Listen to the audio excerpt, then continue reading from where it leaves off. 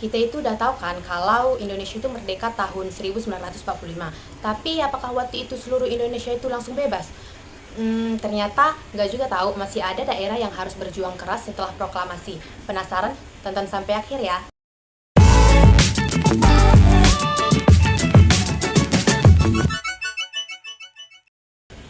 Hai, saya Destariani dan di video kali ini saya akan buat reaction sekaligus bahas hal yang sering disalahpahami tentang kemerdekaan Indonesia.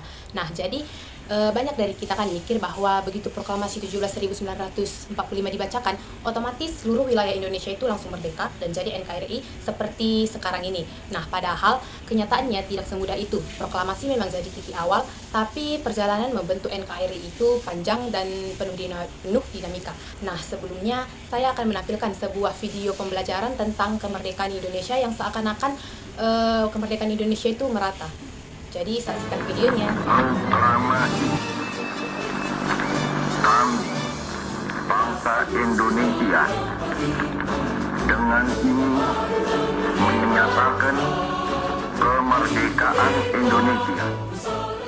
17 Agustus 1945, perairan wilayah negara Republik Indonesia ketika bagian perairan pedalaman berada di bawah kedaulatan mutlak Negara Kesatuan Republik Indonesia. Inilah konsep wilayah NKRI yang ditunjukkan kepada dunia internasional. Kebebasan yang dirasakan saat ini tak lepas dari peristiwa proklamasi kemerdekaan Indonesia pada tanggal 17 Agustus 1945.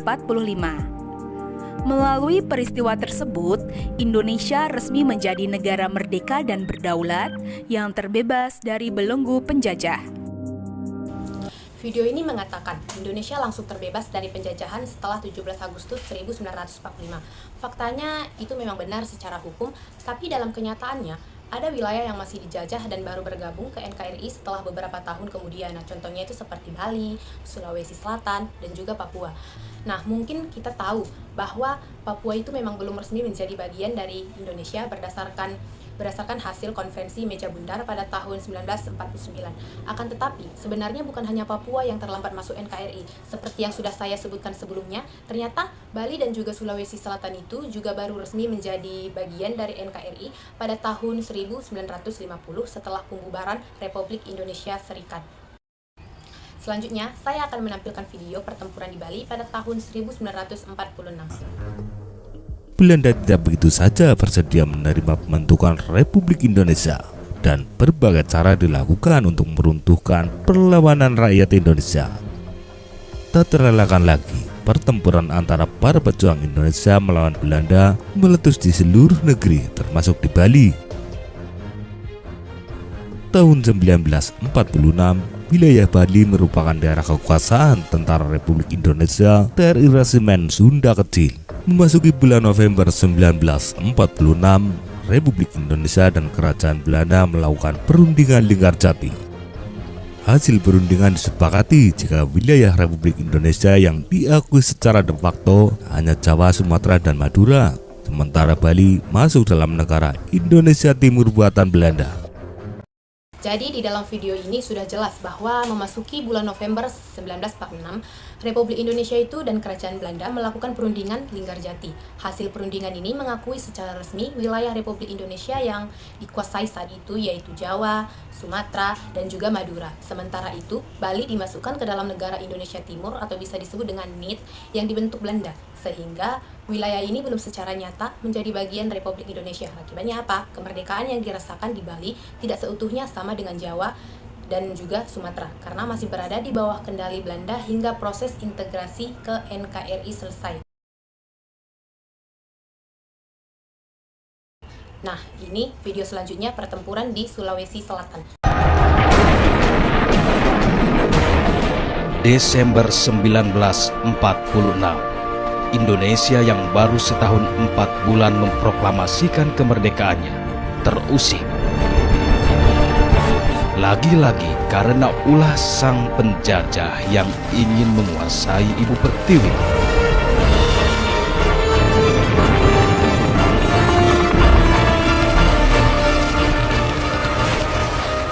pesisir barat Sulawesi Selatan, dari Mandar Pare-Pare, Makassar hingga Bantai, menjadi ujung tombak perlawanan rakyat Sulawesi membela kemerdekaan Republik Indonesia.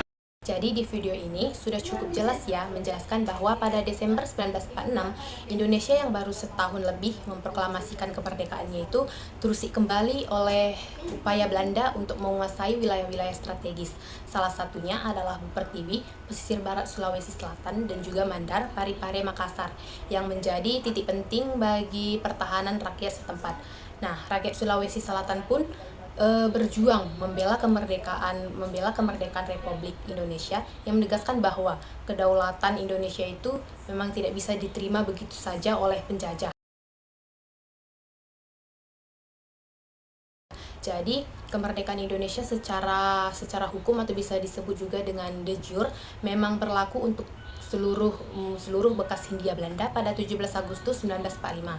Namun, proses integrasi wilayah ke NKRI itu berlangsung bertahap karena adanya kendali Belanda dan kesepakatan internasional. Contoh nyata itu seperti yang saya jelaskan sebelumnya, Bali dan juga Sulawesi Selatan itu baru bergabung pada 1950, sedangkan Papua itu pada 1969.